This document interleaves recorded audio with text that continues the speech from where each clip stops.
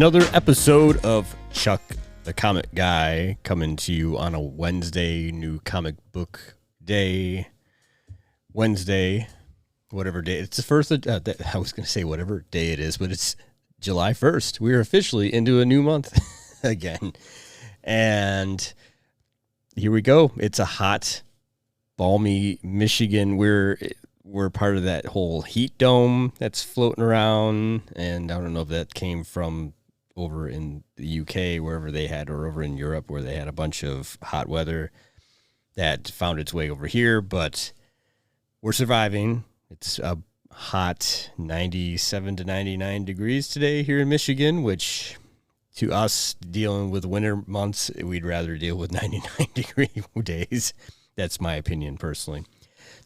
Wednesday, July 1st, new comic book day. I posted on TikTok earlier that I would be seeing Supergirl today, which I just finished. I did not get a chance to see it opening weekend. Way too many things going on this month, just in the last week in general. I want to cover that. I'm just probably going to be a shorter podcast because it's just been a hectic, crazy week. So I'll just start off with I've been buying random. Well, okay, let me start off with this. I haven't really had a chance to discuss this, I don't think, since for at least publicly on the podcast. I am straying away from using AI. I have dug out my Photoshop and Illustrator skills to start producing my content. I have been making a statement on social media, on my YouTube, and anything that I post now, I am doing my best and my due diligence to go AI free, not making any. I've changed my logo around. Actually, my Father's Day gift to me, and I should have said this last episode, was this cool Funko Chuck the Comic Guy that my family gifted me. It came late. They tried to get it here on time, and there was some mishap with it. That's my new little logo for now. Just trying to break away from the AI cycle because I just think it's best to do that. I know I still have some content that's out there from when I was kind of utilizing it, but I've kind of felt that it just feels, the more that I use it, it feels kind of dirty to use it. It just feels like I don't know. It's just a weird feeling to know that you get into this thing to try it out and see how it goes. And it helped me along the way to get to this point because I probably would have not felt so motivated to get this much content out there just yet.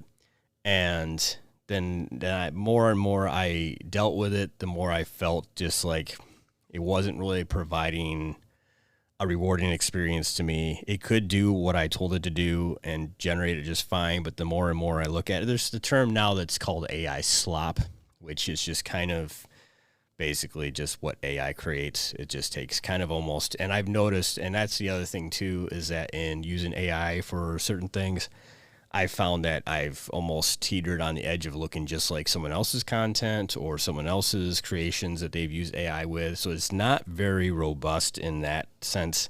If you use a description that says generate something to be like a comic book, it kind of just goes to this one realm of using the same thing, so that's kind of where it goes. And I just felt like it didn't feel very original at that point anymore when I start seeing the same fonts and the same color schemes and this and that everywhere else being used from AI. So I just wanted to break away from it and start doing things my own way, which I think is for the best for all of us. That's my opinion.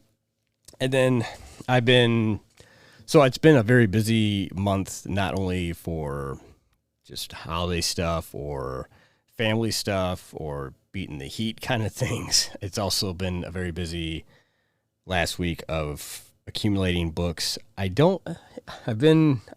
was really hot and heavy on using Whatnot to make purchases. I still love Whatnot. I'm not saying it, I'm not going back to it anytime soon.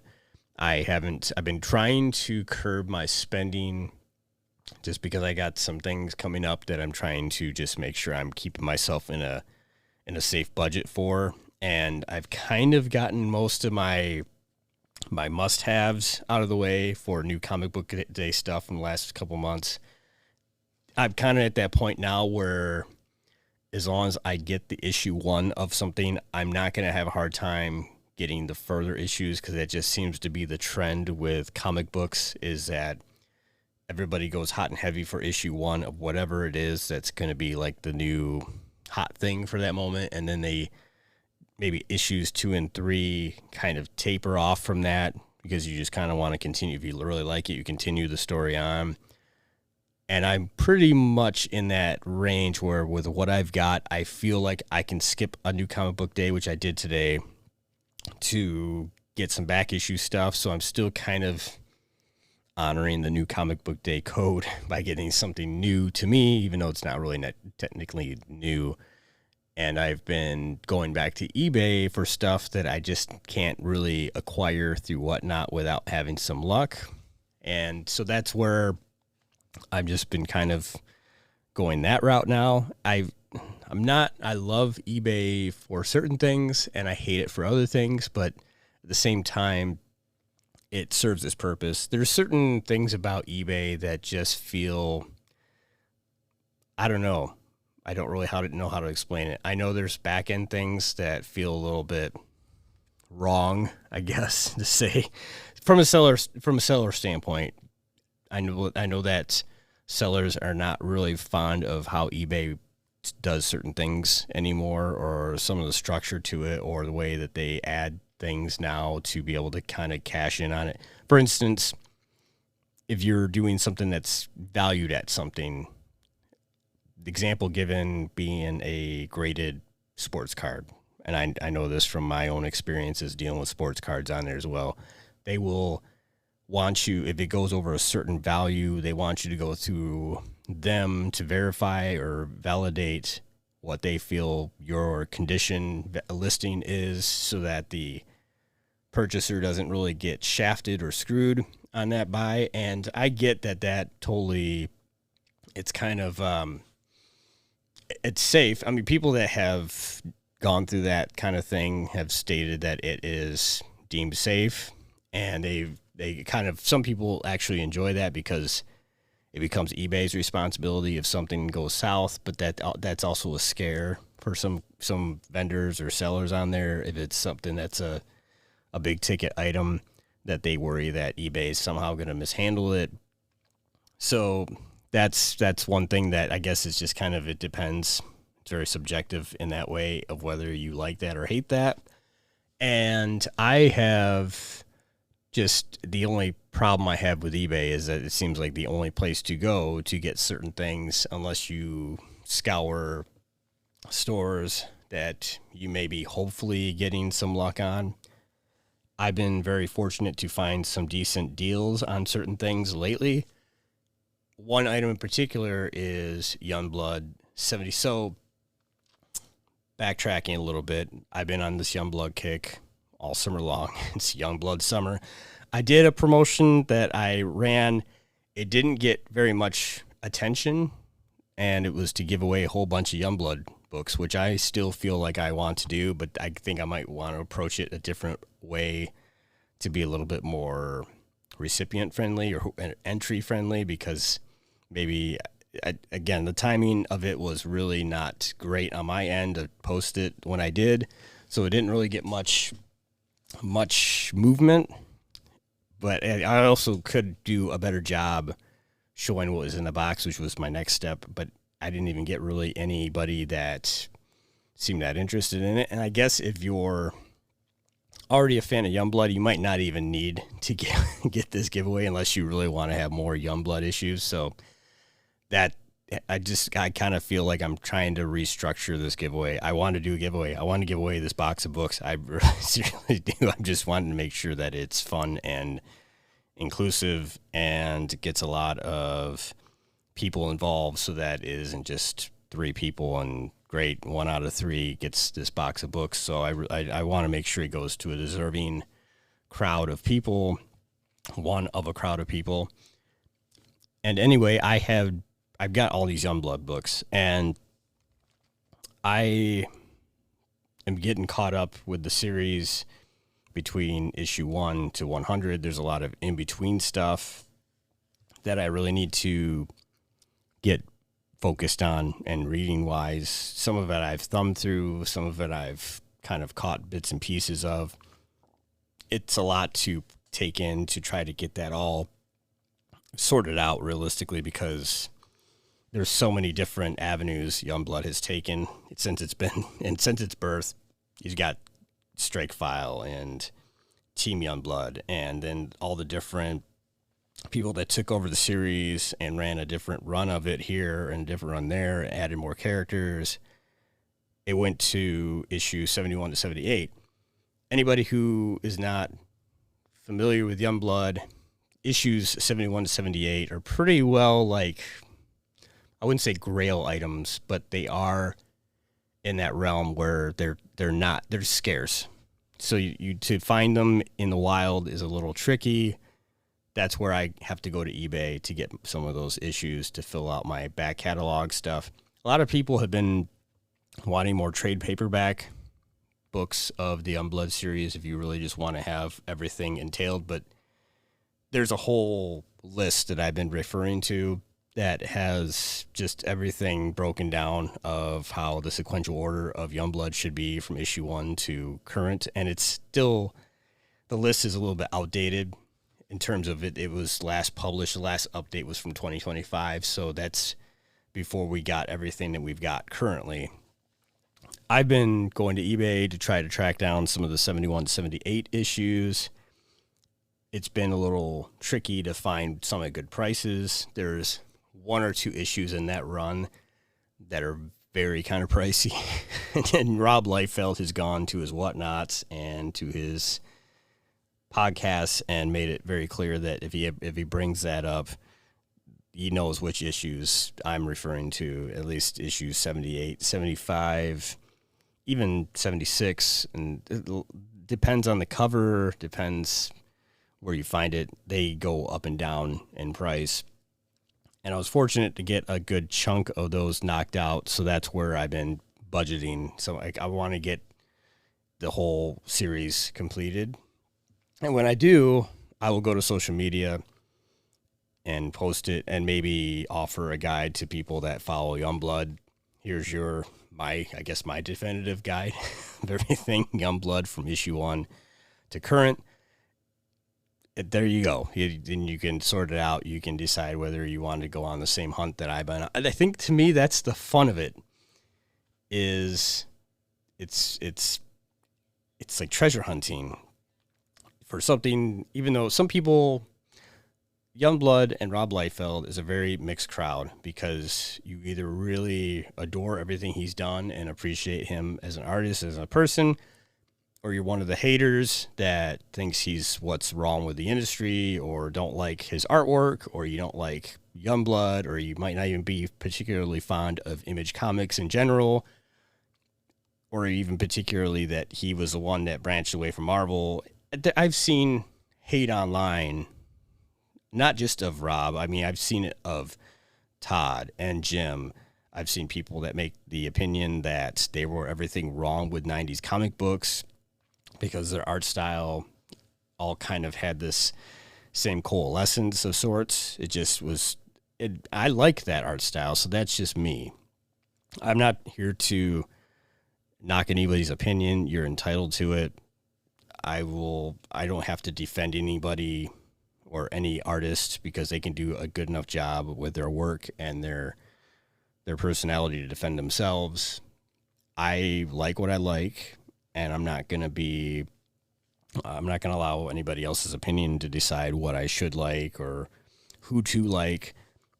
You're all entitled. I'm here just to try to offer a friendly, positive spun podcast about comic books. You're completely entitled to enjoy whatever you want to enjoy. I'm not going to knock anybody's choice of what to like either. If you don't like Youngblood or Rob or Todd or Jim or anybody image-wise, then that's fine. You can like whatever you want to like. So that's completely up to you. I'm just on this weird journey where I've got a completionist mind, and it's just like it's my supposed undiagnosed ADHD mind probably at work. But I'm just kind of in this realm of I'm kind of just want to get this because I'm already up to 100 and there's more coming. We're going to get an issue of Bad Rock this month soon, so I should hit the local comic shop for that when it comes out. And that's another Youngblood spinoff title. And plus, that's the other thing too with Youngblood. It seems like Youngblood is crossed over with Invincible, and there's not really many people who, even people that are probably haters of Youngblood or some of the Image titles, still have a respect or adoration of Invincible for Robert Kirkman's role in that. It's a great series. It's really picked up some steam. A lot of the Image characters have crossed over into it, and it's crossed into a lot of Image titles as well. I don't know whether we're going to see that in the upcoming seasons that are left to go with Invincible. Feel confident we will see some stuff that will be really awesome to see. And with that said, I think that it will also help propel some of the respect, whether it's Cyberforce or Youngblood or Wildcats. Hopefully it helps those older Image titles get a little bit more of the recognition that they were deserved of their time. Image, when it came out as a collector and as a teen, a lot of us collectors my age, 44 now, so it would have been when between I was 10 and 12, we were so ingrained in DC or Marvel because those are like the big dogs of the time. Marvel particularly seemed to be more like it captured the teen audience better at that time. Again, all the artists that were eventually the founders of Image were all Marvel artists around that time. So Rob, Jim, and Eric Larson, and a whole. Now I'm all disheveled thinking about this backtracking. But Jim, Todd, Rob, and Sam Keith. There's so many different artists that moved over and jumped ship to Image. So I remember when Image comic books would come out, and you'd see them in the there was some big box stores carrying them. The comic book shops had them.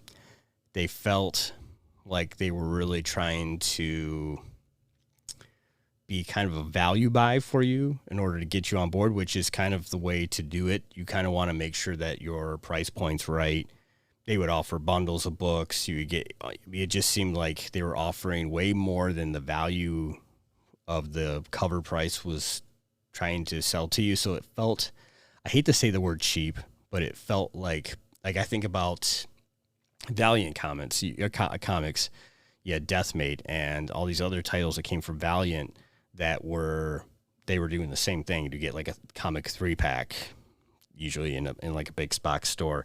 And it felt very like you're trying so hard to be better than Marvel right now. And I feel like I'm just buying a cheap product.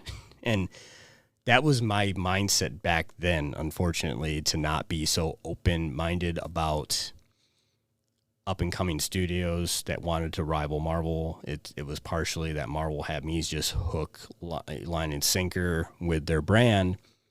So it was tough for me to attach myself to Image comic titles in general. I would have a few of them that ended up in my collection.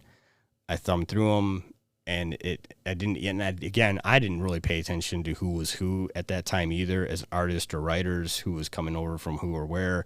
I kind of knew some of the things going on. I knew Jim Lee, being an X-Men Volume 2 person that I knew that name associated with X-Men, and when I saw it moving around, I didn't really put much weight behind it. I just thought, yeah, that makes sense that his art looks like this in this comic series, and now it looks like this in this other brand's series.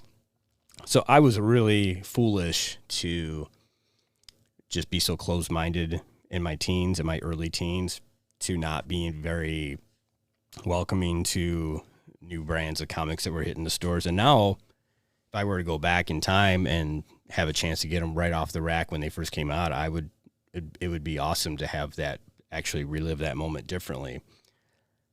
So I think that this whole thing with me adoring Youngblood is kind of me wishing it's kind of going back in time and then just recapturing time in a different way now. So, and again, my completionist mind, I just have to get all the issues, and going through this list that I found online, I'm just digging through it, and it's kind of a fun journey. Whether the art is to anybody's standards or not, I don't really care. It's just fun to collect them and to move forward as things go, because there is a certain value to these, as I've said. If they're scarce, I might as well try to get them now before they get more scarcer, if that's a word, and they get more valuable and become harder to afford reasonably while I'm trying to budget myself as well. So I'm just trying to get ahead of the wagon here, I guess. Moving along, I went and seen Supergirl, finally. Trying to think of the way. I did not plan it. I'm totally kind of impromptuly making this podcast, so I didn't even write any notes. I just want to come home and talk about Supergirl and comics. I've been wanting to see Supergirl for like the last week. I've been seeing all the other media creators talk about it, other friends on TikTok talk about it, and they've been spoiler-free. I'm completely going to be spoiler-free here as well. I went into it with moderate expectations. I really like the Superman. I like that I actually like the character of Superman in the Superman film. I think he's the perfect mix of Christopher Reeve's Superman and the newer Superman, Henry Cavill, or Cavill, however we want to say it. Perfect mix of both. Got that wholesomeness and also kind of not so, he got a boyish energy to him. Like he was like arrestedly developed of sorts, which is kind of who Superman is. I think James Gunn actually is doing a really good job capturing the spirit of this guy who landed in a planet and had to kind of grow through two different personalities. So you would have to expect some maturity level is missing there. So lacking the development that he should have had on Krypton. Supergirl, I will start off by giving it, I'm giving it an 8 out of 10. I almost want to say 9. I know that's some people are like, what? I liked it. I really enjoyed it. I can be very crucial when it comes to watching films or movies or anything, TV, and I can sit there and read between the lines of sorts where I say, no, I see what they did there, or I know what they're trying to do there, or I see the agenda. This seems like there's so many things that have an agenda in play that it's because they twist the plot around to focus on an agenda, and I don't really care for that. I don't care what the agenda is. I'm not trying to be biased. I just see that there's certain studios that play by a certain handbook of sorts where they feel like they've got to do things this certain cookie cutter way. It's the reason why I'm not particularly a fan of a lot of Netflix series anymore, is because they all seem to fit the same mold. If it's a Netflix original series, most times it's going to have the same aesthetic of sorts. It's going to have the same, you can almost predict it after watching 2 or 3 different original series that this is where the plot's going to turn, or this is where this character is going to become this, or this is how this is going to, you just see it coming. And that's why I'm not particularly fond of much Netflix anymore. With Supergirl, there's a couple things, and again, spoiler free. James Gunn, he's kind of like many directors or creators where you think of, they all have this thing they do, right? Rob Zombie film. Here's his crew of people that he has in every film. Here's the vibe you get from each of his films. It's kind of like redneck, trashy horror. That's what Rob Zombie provides to most films. Wes Anderson, it's kind of, I hate to say it, it's kind of pretentiously overacted but very visually appeasing. He does this whole thing that with every film that he does, and I like some Wes Anderson films, but I feel like it's just very, he has to let you know that this is how unique his work is, and that's completely, if he wants to take pride in that, that's fine. And then Quentin Tarantino, you get the same things with Quentin Tarantino. I don't even want to go into because it's kind of embarrassing to even say. But Quentin Tarantino, I love Quentin Tarantino's work. I think there's certain things that were he couldn't have gotten away with now. He still tries to push that envelope of things that are a little bit like, okay, I see where you're going there, Quentin. But and there's certain films he does a little bit of a 180 on compared to other films he's done, but you can tell it's a Quentin Tarantino film. James Gunn is in that same mindset. It goes back to Guardians of the Galaxy. It goes to Suicide Squad. You see that he has these action sequences that take place between Guardians and Suicide Squad where there's this very kind of like carousel camera thing that happens. You kind of get that with Supergirl. I mean, he's not, but it's not as almost as, think about this. There's a well, I've seen it on TikTok, but it's like on social media and you can find it on YouTube. It's a clip of the side-by-side of Winnie the Pooh and Jungle Book. And basically animation cells back in the early days, the Disney days of like the 30s and 40s, to save on time and budget and just to put things together, they basically took the same, they call it tweening. I know this from design school. It's a weird term, but it's what they do. When they put the pictures in motion, it's tweening, tweening, Tweening. Sorry, I feel like I got to make sure people know how that's spelled. I don't know why. And that's where it's the motion of images coming together. It's kind of like your flip book when you make an animation with a flip book. So they would basically, you could see the side-by-side of Christopher Robin walking up the same path as Mowgli from Jungle Book, taking the same motions. It's just different pictures.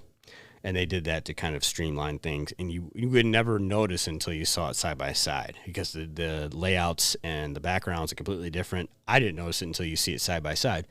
And that feels like what you get with a James Gunn film is that you see the same carousel action sequence that takes place, and it feels very much like a Guardians film or a Suicide Squad film, and he also uses a lot of same characters. And he didn't really do that with this one, honestly. This is pretty much a fresh cast of characters from most other films. He even tries to incorporate his brother in all his films. I don't think, unless his brother is a voice, I didn't pay attention that far enough to see if I'm sure his brother was involved somehow. Starting at the beginning, without spoilers, it's a very down and out Supergirl. And a lot of the people that have not watched the film who are criticizing certain elements of Kara, Supergirl, why she's got pierced ears, it'll all make sense. I immediately picked up on that once they started going into the plot and how the universe is set up. But it's a very just rise from the ashes kind of story. And that's pretty much almost every other superhero film. And it's to flesh her out because there's not very I've never been a big DC person. I've definitely never been a big Supergirl person, but I could say that this film has made me more open-minded to the idea that how significant and important she is to the DC universe, because she always felt like, to me, just like Superboy, just kind of a side bit superhero to Superman. Even though that's never really true, but it's always been, you can always argue is Batman, Superman, or Superman, Batman, and then everybody else below them is just insufficient of some way, even though some of them could totally destroy Batman. But those are the two faces of DC at some point. And now they're starting to expand the universe, and they're starting to be a little bit more open-minded about who needs to get spotlights and so on and so forth. The first half of the film does a great job playing into the 3-act layout of first act, second act, third act. I feel like that's important for any great film, is to have every act kind of be cohesive Some films don't really know how to do that anymore, but this does follow that. Here's this, and we'll cover that in this first act. We go over here, and then we go here. Now, without giving anything away, the first half of the film, or maybe the first act, I guess, of the film, feels very much like a Star Wars film. The interplanetary things that are taking place, the creatures from other planets, it feels like it was inspired very much. Actually, I feel like it probably does almost an equal job of being of a Star Wars film.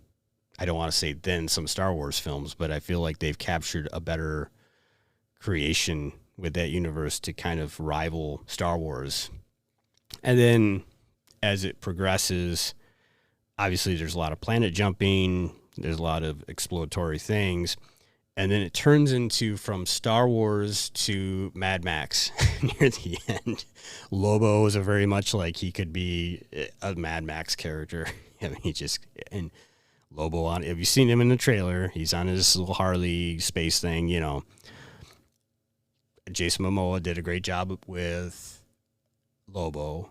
Although I will say that, and my family all went to this. This is kind of like the little bit of the hang up we had is trying to coordinate with. I didn't want to go by myself. I wanted my family to come along, and it's also good to have them come along to open up perspectives that I might not have seen from their perspective, so that I can understand why other people maybe have seen it a different way than I've seen it. But Lobo felt very much like Jason Momoa from Minecraft, wearing Lobo makeup and being Minecraft, whatever character he was into Minecraft. So, he obviously has his villainous side of sorts, his very anti-hero, whatever going on for him. But his mannerisms kind of at times reach to the Minecraft Jason Momoa that we got, where it's a little goofy, but he is a goofy character, Lobo, in himself. I didn't have a problem with it, honestly. I think it was great. I prefer him as Lobo than Aquaman. I feel like he was a good Aquaman. He's a better Lobo. Kara, Supergirl, Millie Alcock did a great job with playing her kind of almost like split personality, who she is before she becomes more of the Supergirl role in the film. And the villain, Krem, to say that, great villain. I think you desperately want to see him lose throughout the film, especially with the amount of times that he kind of gets the one up on characters.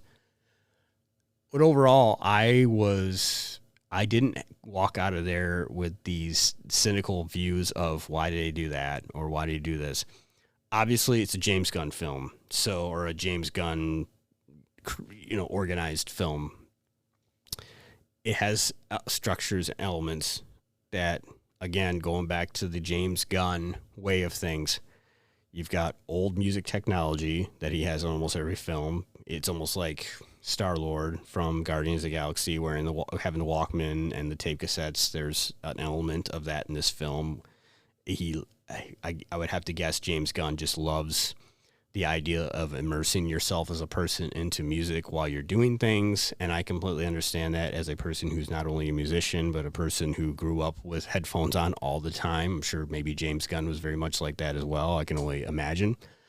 There is a middle finger scene in there that's very reminiscent of Guardians. And it just has some of these fingerprints. I'll just put it that way. Fingerprints of James Gunn all over it where, yep, that's kind of the same shtick that made things funny in this film or made this kind of funny or quirky from this film. And it does do a good job separating itself from other James Gunn's films because it's kind of got a different structure to it in terms of how things unfold. I guess some people that maybe overanalyze some of his previous work will say, well, no, not really, because it's not completely that far off. I mean, just because, you see, I might have missed a point or whatever. But overall, I was really happy with how it turned out. I mean, it was just, and it is directed by Craig Gillespie, but regardless, I feel like he was just the vision of the cinematography, and I'm sure James Gunn had to make sure certain things got through on film to make it look like a James Gunn produced, film. Otherwise, now I seen something about a post-credit scene online, and for some reason, I might be wrong, I guess, but my film never came with a post-credit scene, so it was a little different. I was waited, and I had to use the bathroom. Like, I'm going to sit through this and hold my bladder until this is over. Did not see a post-credit scene, so that's for whoever needs to know that going into this film. So be it. I don't know if it's pretty much open knowledge at this point. I've been trying to shelter myself from all the leaks that have been going on with it. I will say, from my experience sitting in the theater, and it's been a while since I've been in a theater for a film, it had me thinking the whole time of why the film industry or the movie or the cinema industry is struggling, because Supergirl, obviously, just like everything else, is not meeting the financial expectation, and it's already being panned as, here we go again. It's Masters of the Universe all over again. It's all these other films that came before it that didn't meet the financial expectation. And it's not particularly the production company's fault for the studio's fault for that. It's just that I did the early showing. The early showing has always been the cheaper option before 6 o'clock. You get the cheaper ticket prices. I went in, and it's a Wednesday, and there's already new films that are starting to show up in theaters that are starting to take over. They're going to be the next number one of the week, whatever. And I came into the theater. It was me, my family, and 2 other people on a Wednesday at a 5 o'clock showing. And so anybody who's wanted to see has already pretty much seen it at this point based on that. Obviously, just people just waiting it out. I'm usually a waited out person.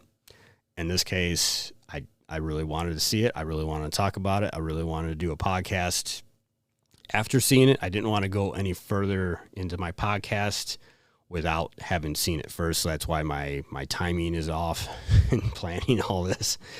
And also with just, it's a big break between my last episode, and so be it. It's just a busy summer. It's hot. It's nasty outside.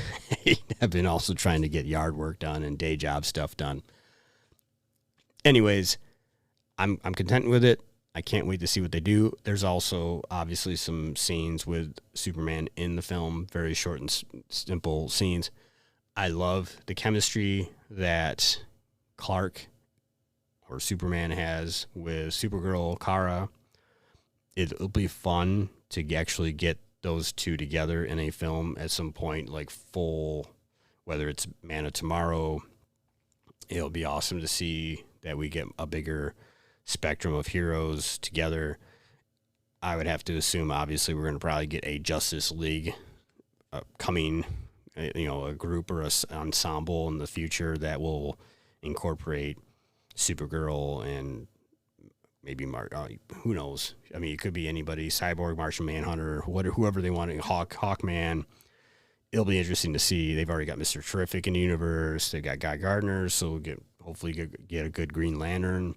We got the Lantern series that's coming. A lot of people are really kind of iffy about it, but we'll see where it goes. But so far, I'm content with the direction. Some people are not so thrilled about it. That's fine. You're allowed to think however you want to think. For right now, the 2 films that are under James Gunn for this new rebooted Superman universe or DC universe, to me, as entries into rebooting the whole thing, they're great entries, honestly. I think that Supergirl as a standalone film, if it came out around the same time when Marvel was hitting it with every film that was introducing a character, it could have easily been seen as, without all the hype of Endgame or Infinity War or Avengers, it could have easily been seen in the same scope as being better than some of those first entries for some of those characters. It obviously, to me, it did a better job, than some of the standalone stuff we're getting now. So they're doing a better job honoring the lore of the DC universe. They're doing a better job fleshing out some of the nuances of how this is all kind of going to come together with the planets and the universe, to just so they know that they can't have any hiccups along the way now. There was too many of them in the past iteration of DC to drop the ball completely here. Obviously, there's a lot of things still to get sorted out between what Batman's going to be, or the Batman 2 or whatever they're going to do with Robert Pattinson. It'll be cool to finally get further along, but so far there's already, and this is me trying to avoid what is being shared and leaked, but there's already images of the next Superman film, and we get some really cool shots of Lex in there that is honorary of the comic books and the artwork. So that's great. I think that they're finally doing things the way that Marvel finally started doing things when they were getting their stuff together with the MCU. DC is going to start trying to do the same thing. James Gunn's already had his fingerprints on Marvel, so he knows what needs to be done to be better or equal to with DC. So 8 out of 10. I could have even put it at 9. I think just some of the things felt like they were biting off a little bit of too many other properties, but not in a bad way. It just felt like that was just the way that the story had to unfold that way to make it make sense. So Star Wars, it's a Supergirl film that feels very much like Star Wars and Mad Max. Has a lot of female energy in it, and that's great. My daughter went, and she's not a big fan of any of this stuff really particularly, but it kind of opened her eyes to, okay, you're not just going to see some other male-led cast or male-led superhero. You can enjoy a female superhero just as much as I'm enjoying it, and I really enjoyed it. So that's, and I know this is all built around the idea of World of Tomorrow stuff. So we'll see where things go at this point, because I think this is gonna. There's already a huge. There's a lot of female comic book collectors and readers, and I see plenty of them on social media. It's great that we're getting a huge mix of different genders involved now, and we get more insight from their perspective on, and being able to finally have fans that can honor the female-led superheroes.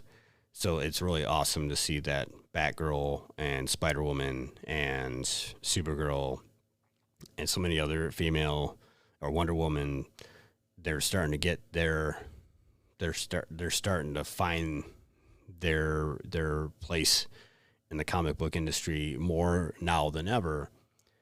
So that's really awesome. I definitely advise that anybody who hasn't seen Supergirl, give it a watch when you can. It's at the point. And I was going back to what I was saying with the cinema experience. I went early day, and it was still like almost $40, and I kind of snuck in snacks to save a few bucks. But you didn't hear that from me. I think everybody does that anyway, right? Not very many, and I still bought some things anyway from the concessions, so at an overpriced value, and I think that's hurting the experience. Is everything's just so inflated. My daughter also, at her age, she was not a fan of the loud speakers in the theater. It takes some adjusting. If you're not used to it, it takes some adjusting for someone who has younger ears.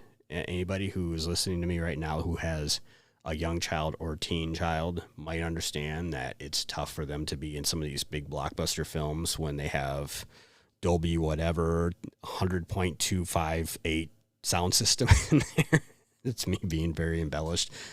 I've taken her to films before, and it's a little rough. Half my eardrums are blown out from music and loud movies, so it doesn't bother me. But there's a lot of people that feel like cinemas are a little going over the top with the sound, it's tough because when they mix, sometimes you get movies that they don't mix the effects as well as the dialogue very well. So you'll be watching from home and the dialogue sounds quiet and then it just gets loud and then quiet again. And I think that's something that either the cinemas can learn from other audiences, that if kids don't want to go see this movie because it's just too loud for them, they don't really care, because they can just watch it at their leisure when it gets on a smaller screen at their, they don't need all the special sound effects to be like you're experiencing an explosion. Although it's a fun rush to feel, some people aren't really that fond of it who have sensitive eardrums. So, and especially, I know there's a lot of people who have they're just over their sensory overload for some people who I've experienced a lot of people recently are wearing like soundproofing headphones just in public to go shopping because they just noise bothers them. So it's going to be tough to win those people over in a theater that just is like, unless they go with headphones or noise muffling headphones, then it's tough to kind of find that balance. And we got a lot more people who have sensitivity to sounds these days. So I think that's a little bit something that maybe the studios can take into account. I'm not trying to ruin anybody's day, say we need to scream at the sky guy, whatever. That definitely is a thing that I sat there and thought with her. She was like, not really, if you're not at a comfortable level to sit and watch a film, you're not going to want to go watch another film. You're just going to watch it at your own comfort zone, which is at home, and your own TV that you're used to the sound with. That's part of a problem. And then the expensive concessions, and then so many things. When I was a kid, going to a theater, half the excitement of the film was seeing the new trailers that you weren't going to see until you went and see them in theaters. And now we live in this world where trailers, before they even hit the screen, are already being leaked on YouTube or social media, and then it kind of takes the wind out of that sail, and then you already go to see it in theater, and it just doesn't have that special effect to it anymore. I mean, I was actually shocked that there's some trailers I saw today that I haven't even heard anything of them, so that was me kind of blocking out the internet for my own sake. And it's great that I can actually get surprised by certain things anymore that are already leaking out there. But that's also part of the experience that the cinema is losing to, is that so many people and too many outlets have their hands in the pot and they leak all this stuff out. And then you see, if you're waiting a couple days to see the film, and if you're trying to avoid it and you get stuck finding parts of it online, then it kind of ruins it for you. And then you just think, why am I going to spend $40 as a family to see something it's getting ruined for me, and I'm trying not to let it ruin it for me, so I'll just wait it out. And then I've said it multiple times, a lot of people are waiting it out for Amazon or Netflix or whatever streaming service you're paying a pretty good monthly premium for. Why would you want to spend money in a theater if you're already spending money to have streaming services? I've already trimmed my proverbial fat of streaming stuff. I haven't done Disney in over a year. I've finally cut the cord on Netflix. I'm basically, because I use Amazon for certain purchases, I might as well have it for video. And I've just actually recently downgraded my Spotify to a basic plan because I can just use that $12.99 a month to buy more comic books. It's my own interest. Or whatever, pay bills. That's what I should be buying first, is paying bills. So that whole thing is just, it doesn't feel like, and they're trying to do so many things to expand the screens or offer these special, I've seen today in the theater, you can buy VIP seating, and has a little drawer you put your junk food in, and a hard table on it. And I'm just thinking you could do that at home for free. I mean, why do I need to spend this VIP pay, or go to the screen X as they got it, or whatever is going to be next. So they're just trying to find ways to make you spend money. And it used to just be, go buy a ticket, get a cheap snack and a drink, enjoy yourself, and leave. And unfortunately, the economy has not made it very easy for the cinema industry to survive that way. And we live in a world now that the movie industry is a lot of big fish in a small bowl, all trying to chase the same bait. You don't get one blockbuster a year, you get about 6. And they're all released in a way in which they're not very well timed apart from each other.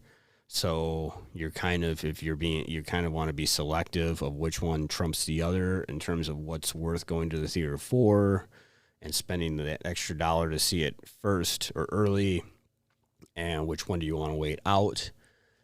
So I thought about that as I sat there through all the opening credits and everything else.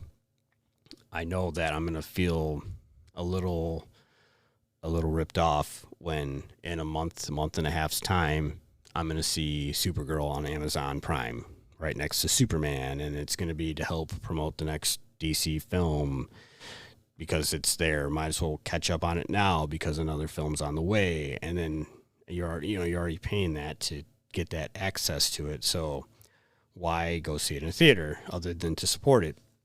The idea that a film fails financially because of financial reasons seems null and void, because every film is really kind of failing financially unless they intentionally set themselves for a very low budget and a high expectation. And that's not anything that's action or sci-fi. It's just basically a gritty, here's a script and no special effects. It's just a story being told because it's not in that genre of action or superhero. It's just a film. And it's likely one of the films that's going to get all kinds of nods because it's going to be one of those, Academy Award films, whatever, that's just a drama or a suspense, and they didn't have to spend all their budget on making eye lasers look good or whatever, all the explosions be big and the sounds be loud. That's just the way that things are now with cinema. Anyway, I actually went almost to an hour just rambling on a completely impromptu podcast today, but I'm glad that I was able to get out here. I didn't even do my proper intros of thank yous to everybody listening and to my social media accounts of Chuck the Comic Guy on Instagram, TikTok, Substack, YouTube, and Spotify. I'm doing my best to keep up with it, but it's summertime. We should all be out and enjoying ourselves and reasonably spending money, not all on comic books, but maybe at the beach or in a movie or at a carnival or whatever you want to do. I thank every one of you who still follows along, and I do plan on having some more things in the works. It's just been kind of a crazy last couple of weeks, but I have plenty of things in the works. And now that I've gotten this Supergirl thing out of my system and put in the podcast form, and I can go on my Photoshop and create the cover photo for this and get it released by the next 24 hours, I'm super excited to get that out to you, and we'll continue along. So until next time, see ya. Let's cut out of here.